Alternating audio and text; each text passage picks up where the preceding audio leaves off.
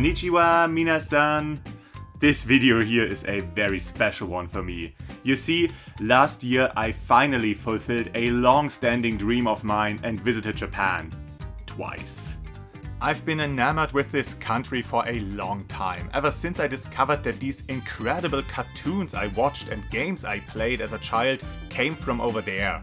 When those reversed comic books crossed the German border, I quickly joined in that new pop culture phenomenon, learned how to torrent anime that wasn't available over here at the time, and immediately fell in love with the language and the, in all fairness, romanticized culture of the Far Eastern island state. And when I finally got to see the land, the people, the culture in person, well, awestruck would be an appropriate word. From the bustling streets of Shibuya, Harajuku or Dotonbori to the traditional scenery of Gion that feels like traveling back in time, to the reverent beauty of cultural sites like Kyoto's Inari Shrine or Nikko's Toshogu Shrine. And the somber nature of Hiroshima's Ground Zero. There's something special about this place. So today I want to combine my love for the land of the rising sun with my love for the entertainment and storytelling medium the same country had so much influence on, and showcase the games that pay homage and respect to the country of Japan itself. Those aren't necessarily great or flawless games, but they do a remarkable job in depicting Japan's culture, both modern and traditional, and capturing its beauty. And as always, this isn't about ranking the games on a scale. The games I showcase in this series already accomplished whatever it is I'm highlighting to a noteworthy degree. But of course I will hold back with my favorites until later in the video, just to make it a bit more interesting. But I mostly try to order the games in a way that flows best for the video. It's a bit weird, but it works for me. So let's just look at the first game.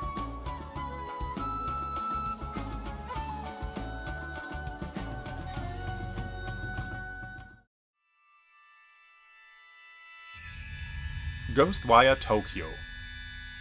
Originally planned as the third game in the Evil Within series, this free-roaming horror game takes you to the town of Shibuya within the Tokyo metropolitan area, which we will see a few times in this video. Now, the game has its problems, a lot of them, but it really nails the Japanese-style horror atmosphere.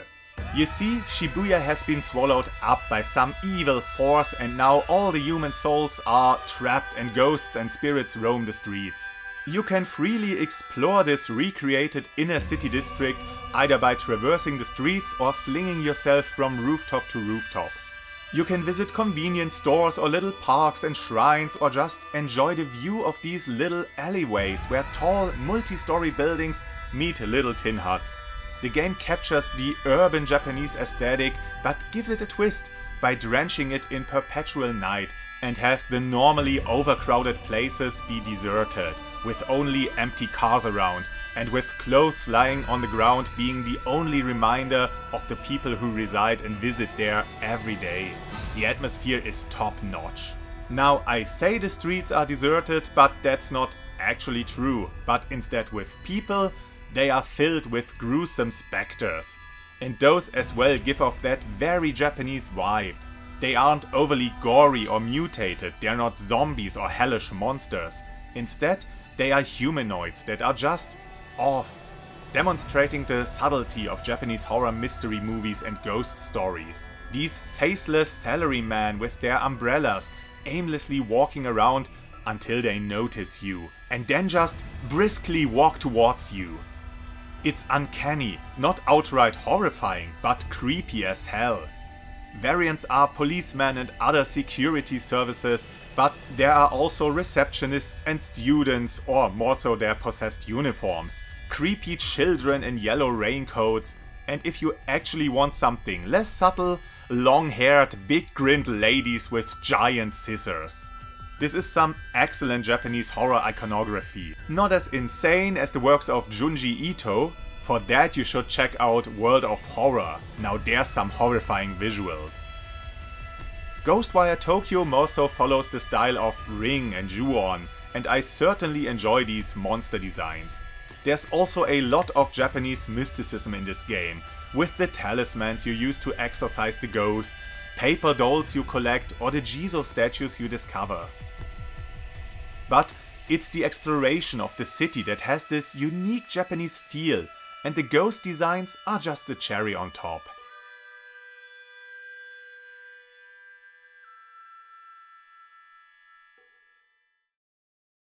But if you want more traditional Japanese monster and demon designs, take a look at Cosmology of Kyoto. Only in Japan can you get an educational game that's also a horror game. Cosmology of Kyoto takes you back to the 10th century and has you explore the Japanese capital of Kyoto, or Heian-kyo as it was called back then. In this open-ended horror exploration game, you come across historical figures but also ghosts and demons who can quickly end your life if you're not prepared. There's also bandits and other more mundane threats that can send you to an unmarked grave. And this is where religion and mysticism comes in. Next to historical events, another huge element of this game. Religion, especially Buddhism, takes a big role in the game. You visit shrines, learn about rites and important individuals in Buddhism, chant sutras and listen to prayers. And if at any time you do lose your life, well, you are thrown into hell. And the kind of hell depends on the karma you've accumulated while interacting with the sometimes strange and eccentric inhabitants of Kyoto. And the game doesn't hold back with its visuals. This is a horror game, so be prepared for some rather grisly imagery inspired by some of Japan's gruesome folklore. The game might not be the most approachable due to its directionless design amongst some other little quirks, like a bit of an unintuitive traversal system. And figuring out what to do and how to do it is not always obvious. But just by wandering around the city and interacting with all the different people and others, you'll stumble upon so many weird yet intriguing scenes that tell you about traditions, events at the time, beliefs, or maybe just small things about the living conditions at the time. Even more so if you consult the encyclopedia within the game. This is an educational game after all. A lot of games present you with Japanese myth and mysticism and tidbits of Japanese history. Games like Okami, which is like a Japanese fairy tale, both in its content as well as in its presentation, or the brutal 2D demon-slaying action game Getsu Fuma, both of them. But this game feels so rewarding when you stumble upon the more mischievous demons and outsmart them or defend yourself against the more dangerous ones with the tools you found by exploring the city, or even when you get tricked or ambushed by them. A weird and macabre experience, but worth it for anyone interested in Japanese culture that isn't too squeamish. And let's stick with horror for a bit longer. The Japanese are masters in the art of horror video games, being that the two most iconic series, Resident Evil and Silent Hill, both derive from there. But both these franchises are set in the US, well, later all around the world in Resident Evil's case, and are presented in a more American style. And what I'm looking for is games set in Japan, or with a distinctively Japanese aesthetic. So it's a good thing that there's a lot of survival horror games that still fit the bill. Starting with Kwaidan, Azuma Manor Story. A rather recent yet retro-styled action-adventure set in a Japanese manor in the 1930s. The name Kwaidan, or Kaidan, meaning story of strange things, but is mostly used to mean ghost story, got popularized with a collection of Japanese ghost stories by Lafcadio Hearn. And in the case of this game, it might just refer to a well-regarded Japanese horror movie anthology from 1965. At least, that's what I get from the film reel look. You're a Hososhi, a professional demon exorcist, but more like a mercenary and less like a priest. You fight with a Naginata, a mystic mirror and a Magatama gemstone. So we've got all the iconic Japanese equipment pieces covered. While not the most spooky, it hits all the major aspects of survival horror games. A limited inventory, open-ended exploration where progress is blocked through locked doors you need to find the right keys for or solve arbitrary puzzles. And deliberate, fixed camera angles to aid the game's atmosphere and emphasize on the film aesthetic. The manor this game is set in marries the traditional Japanese architecture and decor with the slowly encroaching modern Western influences at the time. But the real star of the game are all the different enemies. Tsukomogami, possessed objects like the Kasa Obake, the iconic umbrella ghosts that jump around and try to frighten you, and, well, hurt you in the game. Or the Jatai, the obi belt that tries to strangle its wearer. The Nurikabe, giant stone slabs blocking your path. The Mokumokuen, eyes dwelling on surfaces shooting you from a distance. Or the elusive Kageonna playing tricks on you. Among other hostile specters, like the Kyokotsu that emerge from faucets, flying Tengu or the zombie-like Gaki, or the earth-dwelling mud demons Dorotabo who fling dirt at you from afar. And it's pretty neat that you can just click on them to learn their names. All these monsters look like they've been taken straight out of a fairy tale or from a Japanese scroll painting. And the visual presentation and the theming of this game really hits the mark for me. It is, in a sense, similar to Kuon, which took its inspiration from Kwaidan as well, though that one cranks up the horror and drops the charming fairy tale designs for rather disturbing ones. It is also set during the same time period as Cosmology of Kyoto, and it takes place in Kyoto as well. In this game, you're once again an exorcist, but this time an actual priestess, armed with talismans and charms to defend against ghosts and demons. Well, that's not completely true. Only one of the 3 playthroughs has you play as the capable exorcist. The other 2 let you assume the role of the head priest's daughter, who tries to survive in this haunted mansion and find her sister, while dealing and coming to terms with their dark past and the gruesome rituals that they were a part of.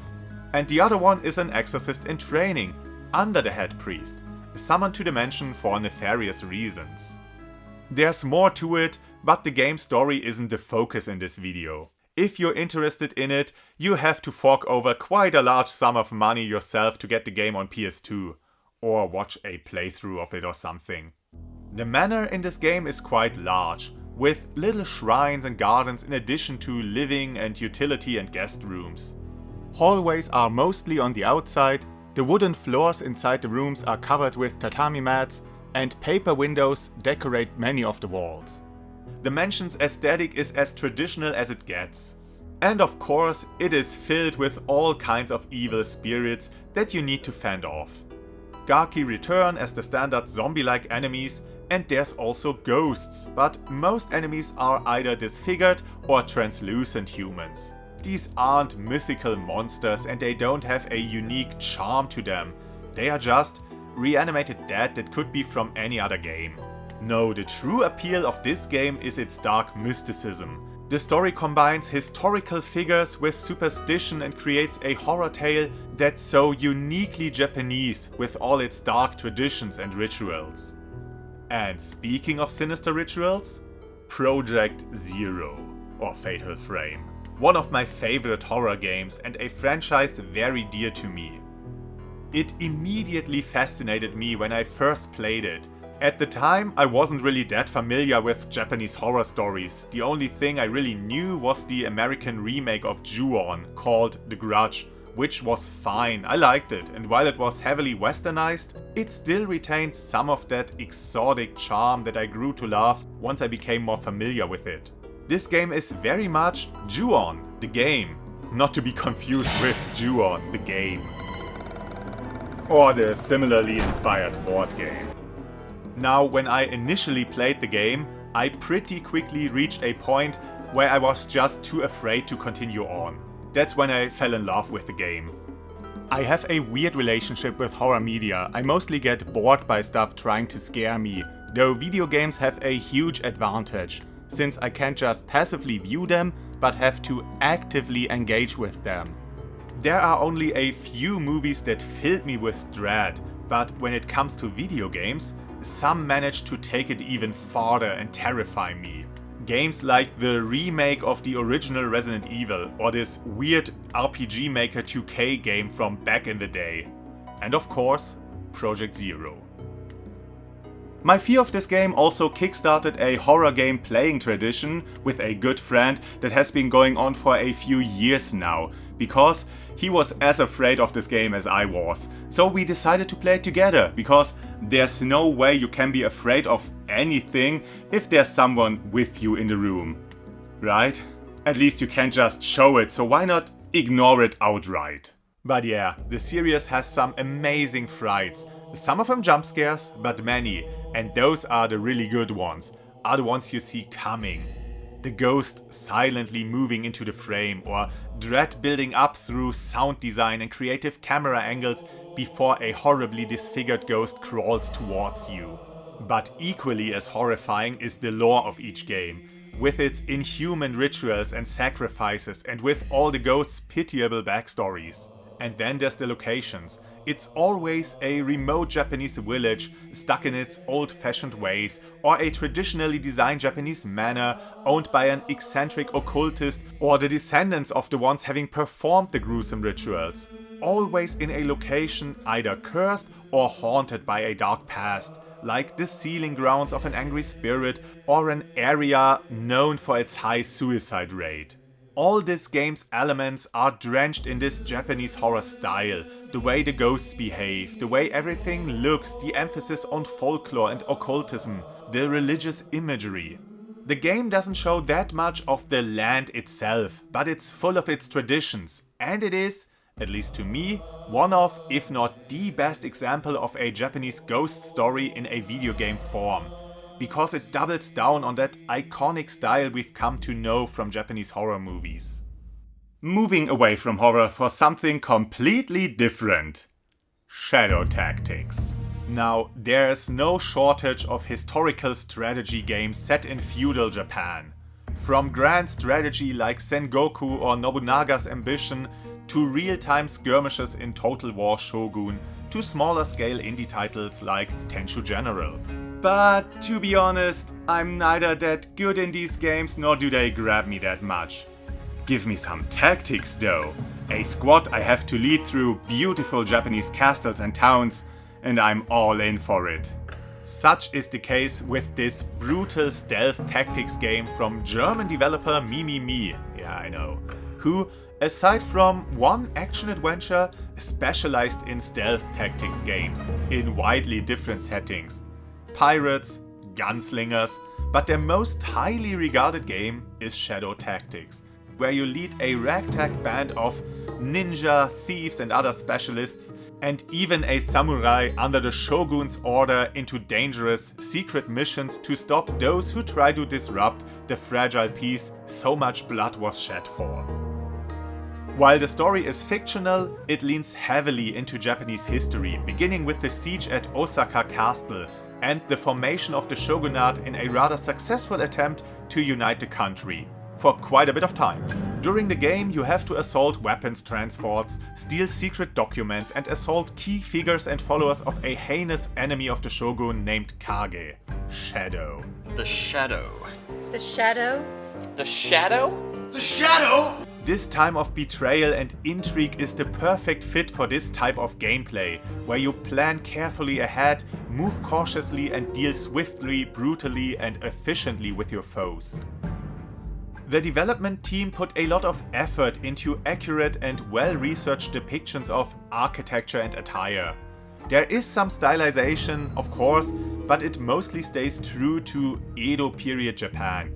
And it's just a joy to behold these beautiful places you get to sneak around in. And you will behold them for a good amount of time, because a lot of your time is spent in hiding and waiting for guards and other nuisances to move out of your way and where you want them to be.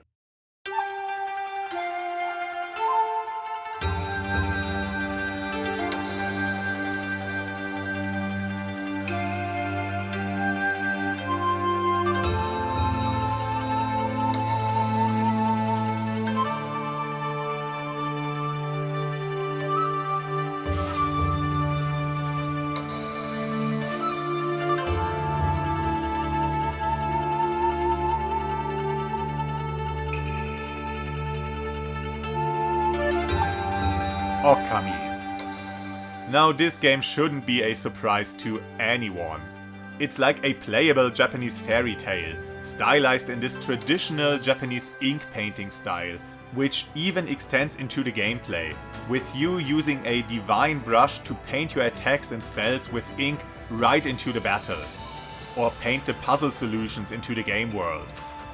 The game's story is neither historical nor mythical, it's more like an anthology of reinterpreted folk tales. You yourself play as the sun goddess Amaterasu, who assumed the form of a white wolf, and you are accompanied by a tiny wandering artist named Isun, who shares his name and stature with the protagonist of another Japanese folk tale, Isun Boshi. You get to meet the Satomi Hakenshi, battle the evil serpent Orochi with the help of the great warrior Susanoo. At least he pretends to be a great warrior. Well, he kinda is. In the folktale, he's the sun goddess's brother, but like I said, these are more loose reinterpretations of those ancient stories. So now you travel across this beautifully stylized game world of ancient Nihon, solve smaller and bigger problems, and restore beauty and order to the curse-stricken land. The theme of environmentalism, especially respect of nature, is one of the strongest elements in this game and deeply entangled into Japanese folklore. You feed animals in the wild and use your divine powers to purify springs and let flowers bloom. And then there's of course the highlight of your restorational efforts, the revitalization of the cherry trees, accompanied by a cutscene that sees the whole area rejuvenated in a shower of cherry blossoms. You should take everything in this game with a side of salt. It doesn't take itself too seriously. But as its own little fairy tale inspired by well-known stories of Japanese folklore, in tandem with all the little details and nods towards Japanese art and myth, it just oozes Japanese culture and is well worth a try, or a replay.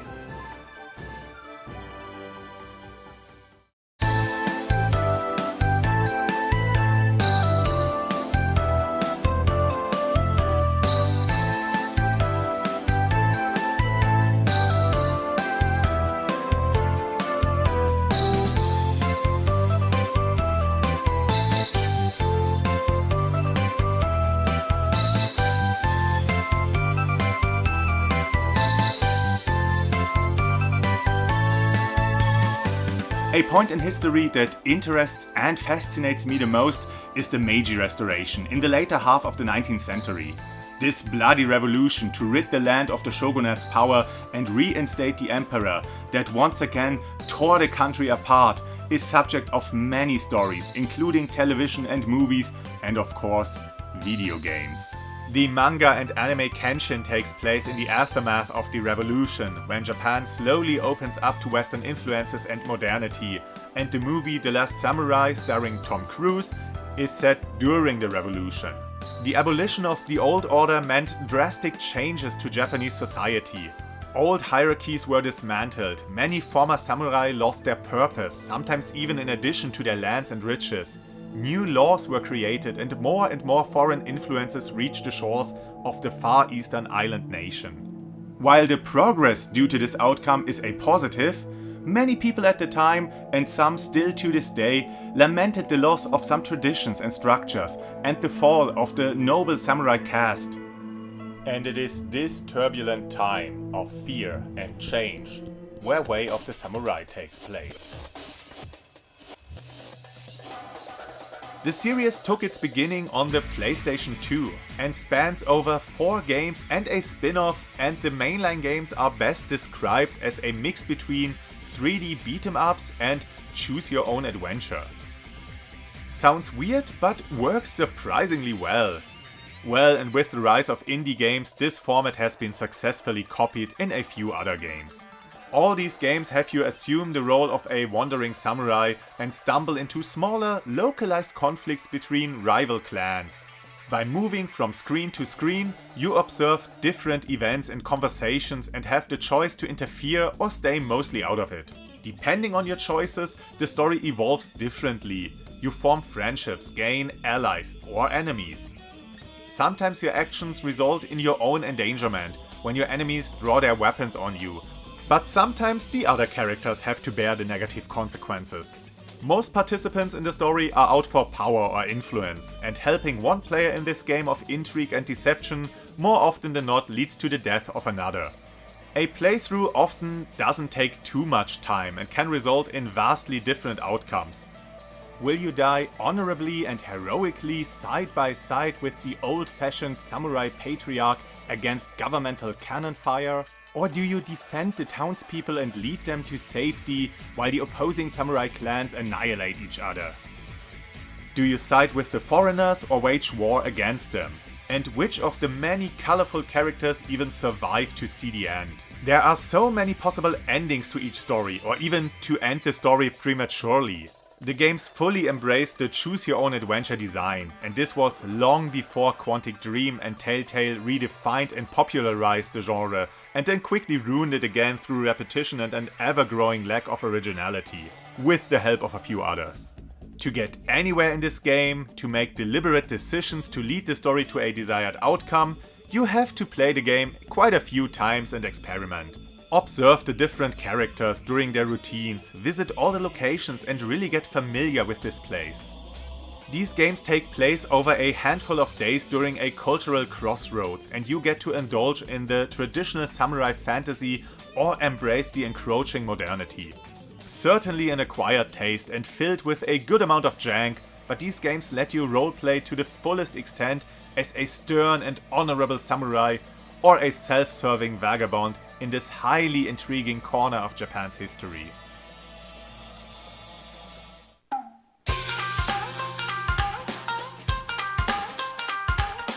As intriguing as an excursion to Japan's past might be, nothing beats the hustle and bustle of the inner cities of modern-day Japan. So let's head back to Tokyo's Shibuya, but this time not in an abandoned and desolate state, but full of life and full of noise. Enter The World Ends With You. Now, there have been quite a few games released that are set in real-world locations in modern-day Japan, and the popularity of this setting seems to keep growing. The World Ends With You is a love letter to Shibuya and to the skater and punk scene, and it mixes these elements with the esoteric and builds the story around an afterlife game show where teens wager their eternal souls in dangerous challenges to the amusement of the Reapers. The game is all about youth culture, fashion, music, pop culture, all condensed in this small area of Shibuya around the Ichimaru-Q, the iconic shopping center across the Shibuya Scramble. Playing this, you can really feel the vibe of the district, both in the original and in the sequel, with the stylish graphics even enhancing the feel of the recreated areas. But if we really want to talk about exploring a stylized Shibuya among other towns and districts and really breathe some urban Japanese air, there's no better example than Persona.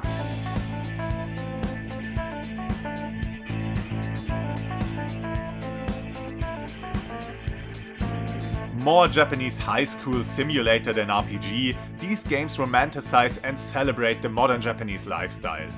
Attend school every day, take part in club activities, hang out with friends, earn some money with part-time jobs, do your homework and study for tests.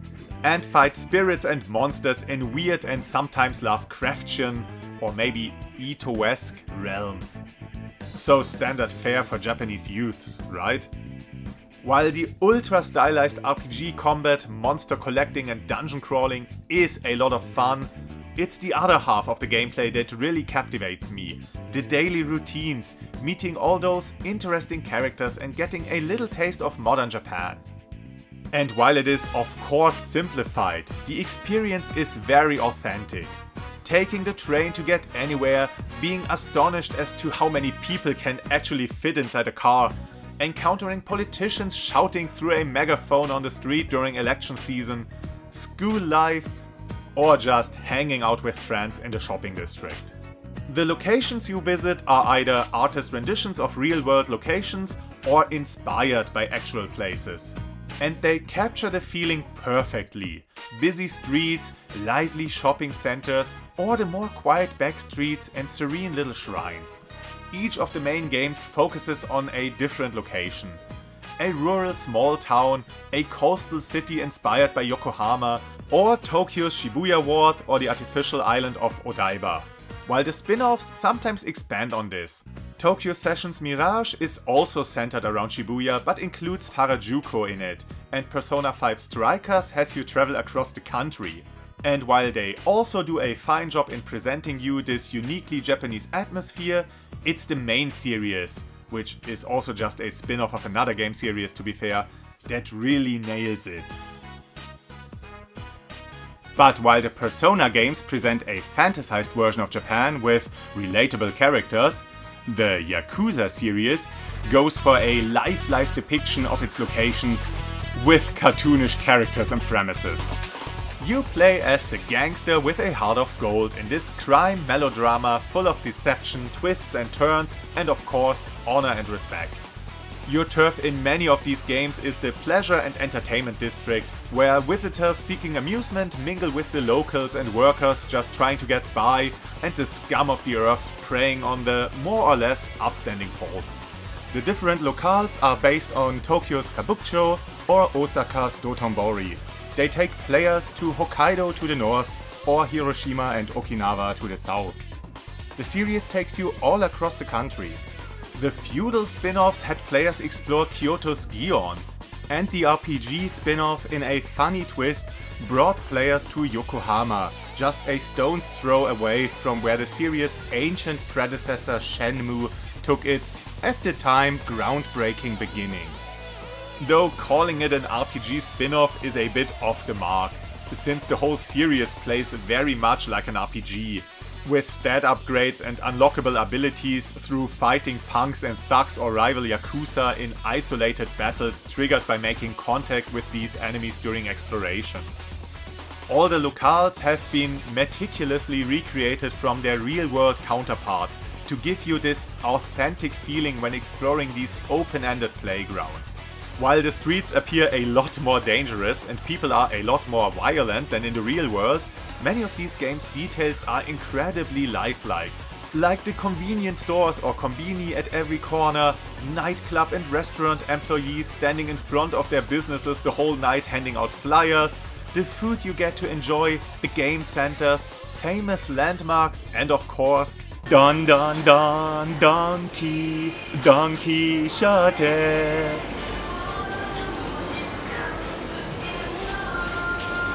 Having strolled through some of these locations, I can attest to the accuracy with which they have been designed, both in look and feel.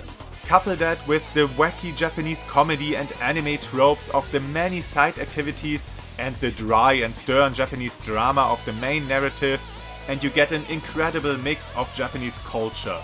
All the cultures. And what the feudal setting lacks in recognizability, it makes up with the historical events and figures it depicts, and the overall samurai drama feel. But when you want to actually take part in a chapter of Japanese history and meet and fight against or alongside important players at the time, you should take a look at Rise of the Ronin. Now, Team Ninja are no stranger to the historical fiction setting in their brutal samurai action games, having mastered the art of hack and slash gameplay with Ninja Gaiden. In the aftermath of Dark Souls' success, they took a stab at the series' gameplay but gave it that Team Ninja flavor. And while Nioh is a fine game, blending historic events with folklore and mysticism, the overly complex and somewhat flashy combat didn't really fit the Souls-like level design and progression, at least in my eyes. And while the look of the game certainly had this feudal Japanese feel, the level design itself consisted just of generic villages and the odd manor or temple. Again, not bad looking or playing, but not quite what I'd want from a Souls game set in Japan. Well, that changed with Rise of the Ronin. It's another game set during the Meiji Restoration, which already is a huge plus for me, but it's also fully open world, allowing you to explore the areas around Yokohama and Edo at your own pace and in great detail. Marvel at the fusion of Japanese tradition and Western innovation, with the clothing styles the visitors sport and the huge brick buildings laid out neatly alongside streets illuminated with gas lights, surrounded by beautiful English gardens. which stand in stark contrast to the more naturally laid out Japanese gardens around shrines and temples. While Yokohama is a monument to progress, it being the port town where the Western ships arrived, Edo is a bastion of Japanese heritage, showing next to no Western influences. Kinda ironic in a way, looking at it today. You get to visit beautiful temple sites with their sanctuaries and cemeteries, see small Jizo statues by the wayside, soak in the beauty of Japan's nature. And while it is visually stunning and breathtaking, it's mostly superficial. Yeah, the game presents some great vistas and a lot of neat little details, and it brings you face to face with important figures of that time. Yet it only pays lip service to the historical events. You aid or sabotage the efforts of the shogunate or the expulsionist rebels, but nothing ever comes of it. Your actions don't affect anything aside from some lines of dialogue. Your deeds are immediately undone.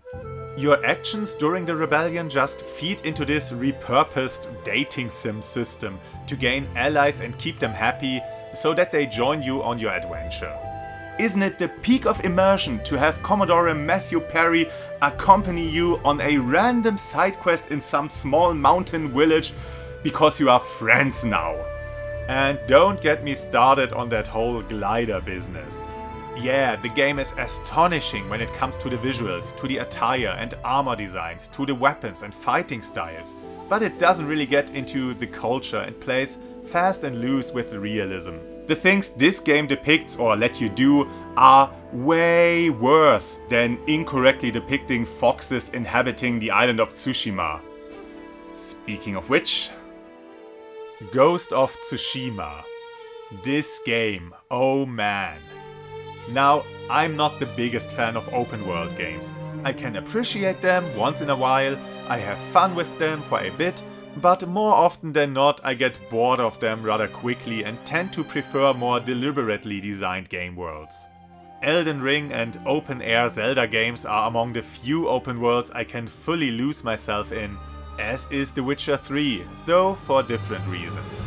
There it's all the little, really well told and well written stories that captivate me. Well, as for Ghost of Tsushima, it's the vast beauty of this game world that stunned me, prevented me from using the fast travel system because I didn't want to miss a thing of this amazing world.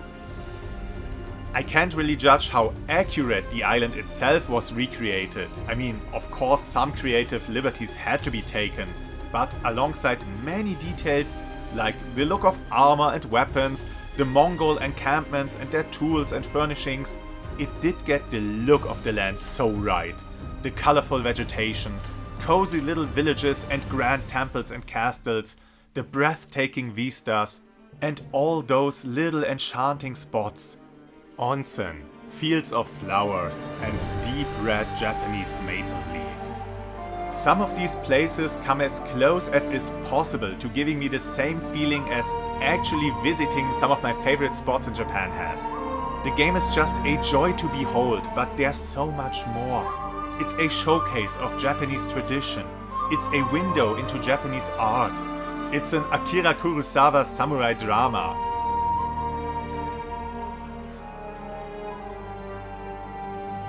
Compose poems, play the flute, dress yourself in detailed and beautifully designed armor and attire. Explore the rigid Japanese philosophy of being honorable even to one's own detriment.